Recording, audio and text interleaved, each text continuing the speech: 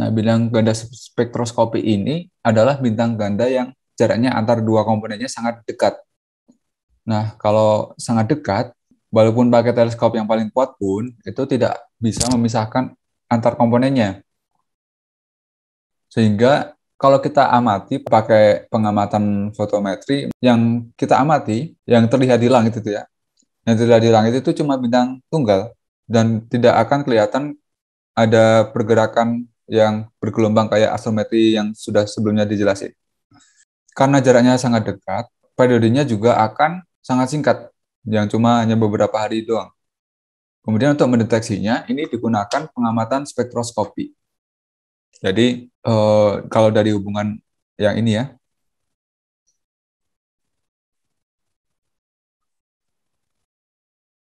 kalau misalkan jaraknya dekat, P-nya juga akan kecil. Sehingga kalau dalam spektroskopi ini karena jaraknya sangat dekat, maka P-nya atau periode orbitnya itu juga akan kecil, cuma beberapa hari. Kemudian untuk mendeteksi pada panjang gelombang spektroskop itu maksudnya gimana? Maksudnya gini. Jadi kalau dalam spektrum, spektrum itu kalau kita gambarkan akan seperti ini kan.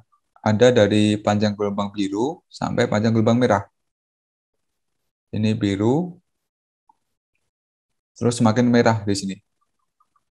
Nah, di spektrum ini itu terdapat garis-garis absorpsi. Kalau kalian pernah baca di buku buku astronomi gitu ya.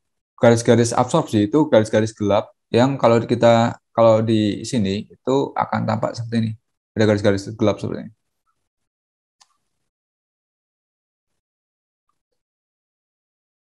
Nah, garis-garis gelap ini sebenarnya adalah absorpsi dari elektron. Jadi kalau misalkan ini adalah hidrogen alfa gitu ya, garis hidrogen alfa. Jadi misalkan inti inti atom hidrogen yang berubah proton, terus ini misalkan orbital pertama, ini orbital kedua, orbital ketiga gitu ya. Nah, kalau dari orbital ketiga ke sama kedua dari ini, misalkan ada elektron yang mengitari si proton ini pada orbital kedua. Kemudian setelah mendapatkan energi foton, si elektron ini akan berpindah ke orbit ketiga misalkan. Nah, di sini ada perbedaan energi. Nah, perbedaan energi ini bersesuaian dengan energi foton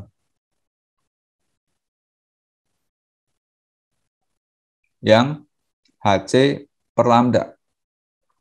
Nah, di sini fungsi panjang gelombang, maka foton yang akan diserap itu cuma foton yang mempunyai panjang gelombang tertentu. Kalau dalam kasus ini adalah hidrogen alfa, berarti foton yang di sini yang diserap pada panjang gelombang segini yang diserap. Makanya di sini karena fotonnya diserap, maka cahayanya akan hilang jadi hitam, garis hitam di sini. Nah, dari pengamatan garis hitam ini, kalau misalkan bintangnya bergerak, maka akan ada pergeseran Doppler yang memerahkan atau membirukan dari panjang gelombang ini. Jadi bisa bergeser ke arah sini, delta lambda, ataupun bisa bergeser ke arah kiri. Ini ada delta lambdanya gitu. Nah, kalau ada pergeseran ini berarti ada kecepatan dalam arah radial. Nah, menurut ini karena jaraknya sangat dekat, maka harusnya kecepatannya ini juga gede kan. Nah, karena kecepatannya gede, maka pergeseran Doppler yang sebelumnya aku jelasin itu bakal signifikan. Jadi yang delta lambdanya itu bakal signifikan untuk teramati. Nah, ini jika arahnya yang pergeseran itu ke arah merah, kalau dalam kasus yang sebelumnya itu ke arah kanan, itu berarti bintangnya menjauh. Kalau pergeserannya ke arah biru, maka bintangnya mendekat. Contohnya seperti ini. Misalkan yang garis ini itu adalah garis hidrogen alfa. Maka ketika ada pengamatnya searah dengan kita gitu ya, yang masuk ke layar gitu. Kalau bintangnya ke arah kita, yang A ini, maka dia akan bergeser ke arah biru. Bergeser ke arah biru. Kemudian kalau bintangnya itu menjauhi kita, akan bergeser ke arah merah, ke kanan gitu. Kemudian untuk yang gambar yang di tengah ini, karena kalau kita ngamatnya dari sini, ini pengamatnya,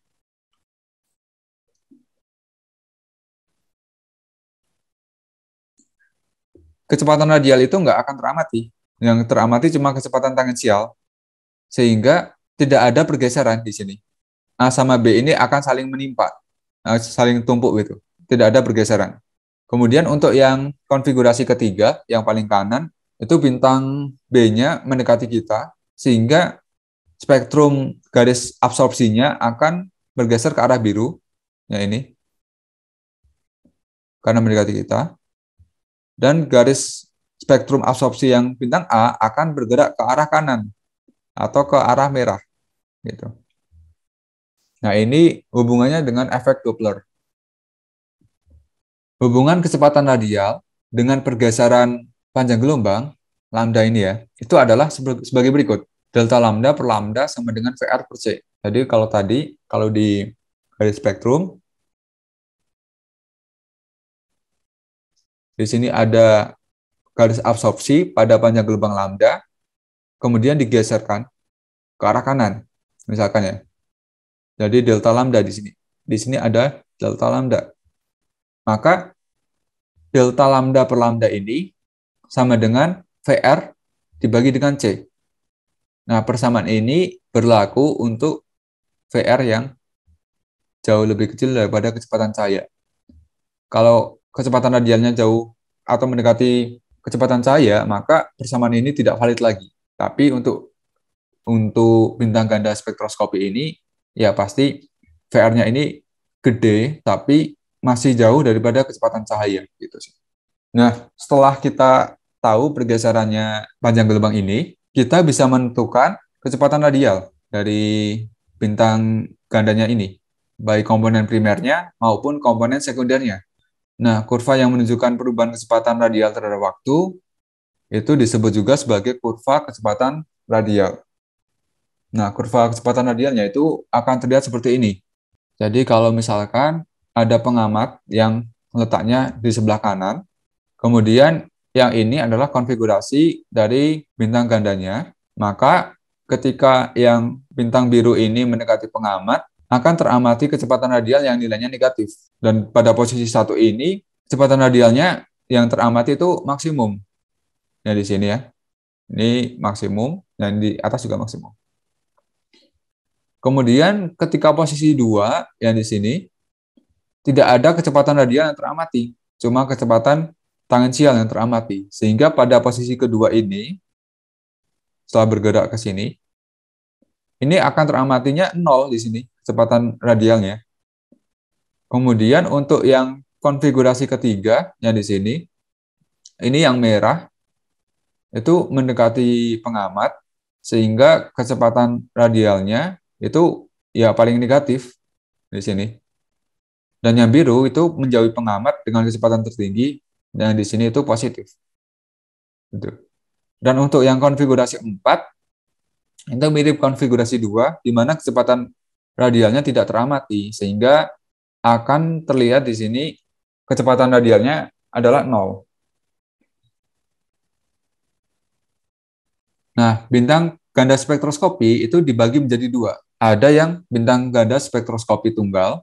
Kalau tunggal berarti yang teramati itu cuma satu aja. Jadi kalau kalau ini hidrogen alfa, garis hidrogen alfa di sini misalkan ya, yang teramati cuma ya satu garis saja. Hidrogen alfa ini bisa pindah ke sini, bisa pindah ke kanan gitu ya. Sedangkan kalau kalau misalkan yang bergaris ganda itu ada dua garis. Kalau yang spektroskopi tunggal ini, ya ini hidrogen alfa, hidrogen beta ini cuma bergeser aja. Jadi bisa jadi bergeser ke kiri. Kalau bergeser ke kiri, berarti yang ini juga bergeser ke kiri semua. Tuh, ini geser ke kiri semua. Ini juga sama. Itu. Nah, sedangkan kalau yang bergaris ganda, maka kita akan lihat dua komponen. Jadi bisa yang ini hidrogen alfa untuk bintang yang satu, kemudian yang ini hidrogen alfa untuk yang bintang kedua. Dan ini posisinya bisa tukaran. Bisa jadi yang ini pindah ke sini, yang ini pindah ke kanan, gitu, dan sebaliknya. Nah, yang bergaris tunggal ini itu menandakan bahwa salah satu komponennya aja yang teramati. Sedangkan yang sisanya, yang komponen kedua itu nggak teramati atau cahayanya lemah dibandingkan yang pertama. Gitu. Yang spektroskopi bergaris ganda, contohnya adalah sebagai berikut. Ini untuk sistem HD 80715. Nah, diperoleh di sini ada kalanya ketika garis spektrumnya itu saling menumpuk sehingga menghasilkan satu garis spektrum aja yang kelihatan. Dan ada kalanya si garis ini terpisah. Gitu. Nah, ini yang sumbu X-nya, yang 6540, 6550 ini adalah panjang gelombang. Ini panjang gelombang. Ini panjang gelombang. Gitu. Dan ini itu adalah 0,061 hari, 0,334 hari, dan seterusnya. Ini adalah waktu dari pengamatan. Jadi ini menggambarkan selang waktu dari pengamatan yang dilakukan ya. Dari ini itu ya bisa kita buat kurva kecepatan radial untuk kedua komponen, yaitu komponen primer dan komponen sekunder. Kemudian dalam pengamatan bidang ganda spektroskopi, gerak bintang itu ditinjau relatif terhadap titik pusat massa. Nah, ini ya sama juga kayak yang sebelum-sebelumnya. Kita selalu meninjau pergerakan bintang itu relatif terhadap pusat massa ya. Nah, kalau misalkan bintang yang primernya itu M1, bintang sekundernya M2, maka hubungannya dengan pusat massa, jarak ke pusat massa, itu adalah sebagai berikut. Yang ini, M1 kali A1 sama dengan M2 kali A2. Dan dari persamaan yang atas itu, kita bisa ubah bentuknya menjadi persamaan yang ke-12, persamaan 12 yang di bawah. Yang A2 sama dengan A1 kali M1 per M2. A itu sebenarnya adalah penjumlahan dari ini ya. Yang ini A1 plus A2, jumlahnya itu adalah sumbu semi mayor ini. Ini adalah A. Gitu. Jadi A2 itu bisa dinyatakan juga sebagai A dikurang A1. Sehingga kita bisa memperoleh bentuk yang seperti ini. A1 itu bisa dinyatakan sebagai M2 per M1 ditambah M2 dikali A. Gitu. A2 juga begitu. A2 sama dengan M1 per M1 plus M2 dikalikan dengan A. Maka untuk menentukan komponen bintang ganda spektroskopi bergaris ganda bisa dilakukan dengan cara sebagai berikut. Kita tahu persamaan pusat massa dan kita tahu hukum Kepler ketiga yang ini, yang persamaan kedua. Maka dari kedua persamaan ini kita bisa menuliskan persamaan yang ke-15 ini untuk menentukan massa dari bintang yang satu. Tapi dalam kenyataannya ada inklinasi. Nah, adanya inklinasi ini akan mempersulit untuk menentukan masanya. Karena apa? Karena tadi kan kita mengamati kecepatan radial maksimum itu ketika, kalau ini pengamat, dari sini pengamatnya. Nah, kecepatan radial maksimum itu terjadi di posisi ini kan, di posisi ini dan posisi sana kan. Tapi kalau kita lihat, karena ada sudut inklinasi, di sini ada sudut